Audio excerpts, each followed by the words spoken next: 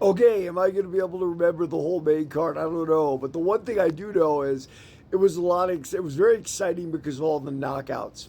The first fight, a very tough Brazilian guy, can't remember his name, fighting like a English black guy named Christian blah blah blah. And one of the things about the English fighter was he was a very athletic, very muscular. You could tell all that.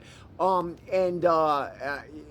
Brazilian guy was extremely powerful himself.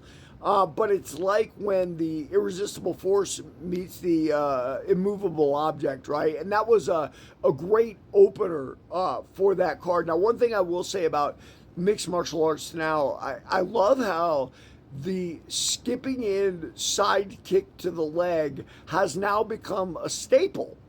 Most people start out that way. They don't start out jabbing, which was the case for a long time. They start out with that shuffle in straight side kick to the knee, right? And that's a cool immersion into karate, right? Like a lot of techniques. In fact, the big English fighter did a spin hook kick that got himself taken down. The same way Weidman got taken down against Luke Rockhold and lost his title. Some people should do those, some people should not. One thing about karate, it's funny. I remember a trainer asking me, "Hey, Derek, I'd like to understand your spin kicks." The one thing about karate, guys, is it's very myopic and it's very rote. We do the same thing over and over and over in the same situation, a different situation. And that's what makes you a master of something. If you want my personal opinion, a lot of the problems with modern MMA is they may do that in jiu-jitsu. And by the way, I fight that in jiu-jitsu, which is ironic, but they don't do it for striking.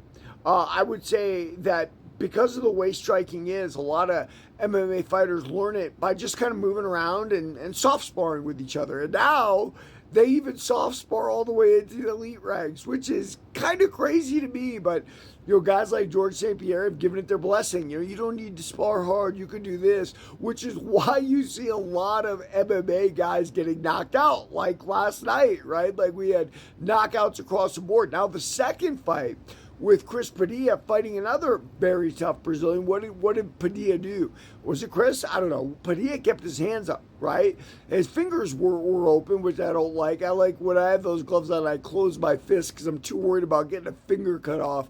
But he kept his hands up and he waited for that Brazilian to run out of energy. And by the way, I think that is reflective of the same thing. People don't really learn how to strike. They don't really learn how to take their time and not load up and everything else. So what happened is that Brazilian ran out of energy and he fell out. Now listen, fighting in general is walking a plank, right? You put out as much energy as you can and you try to get your guy out there. But as you put that energy out, you're failing in energy yourself. Now, we don't see it. Usually it's more subtle, but that Brazilian just basically fell down and let Padilla finish him, which was really cool. The next fight was the Russian versus the Serbian. I admit I was partial to this. The older guy, who was 41, is the Sanda fighter. Sanda is Chinese kickboxing, and I think he called him Wushu and Sanda, which means he's a very traditional Chinese martial artist. Well, the Serbian guy never let that Russian Sanda fighter get started. He took him out early. Again, a lot of those low side kicks,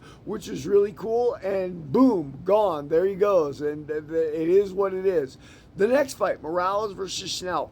I watched the flyweights because I got a lot of flyweight friends now in the local Utah scene. And I always like to see their stats, where they are. Well, Schnell was an incredibly long, lanky flyweight. But Morales did what Morales needed to do, and he took him out. And Morales was very dexterous with his feet, using his feet as hands. I had a guy where I was trying to put him in Americana with my legs yesterday when I had side control with the sort of a headlock, and it didn't work. I need some of Morales' training. Then the last fight, Gabriel Bonfim. The difference between this fight and the last two, Randy, I think, was athletic, just like that English fighter was in the first fight in the main card.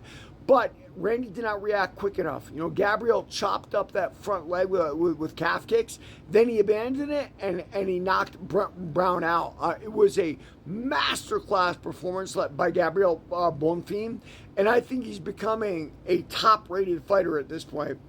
Honestly, give him somebody in the top 5 and let's see how it goes. Everybody, like and follow for more on the Fight Game.